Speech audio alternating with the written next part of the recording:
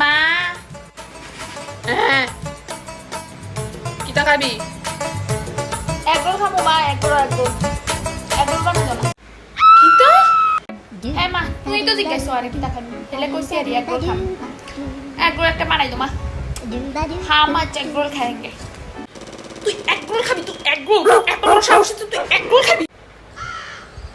আরে একটা দিন আর খালি এসারি সন্ধ্যার সময় অল্প তোর রেস্ট করবো হিতি অন কয় আরে বলে হিতি বলে এক রোল খাইবো বলে হিতি হরানে অন হিতি কোন যায় অন এক রোল তোকে এক রোল তোর গরম মতো দুনিয়া তুই যাই এক রোল বানাই দিত কোন না ভাই তুই এক খাবি।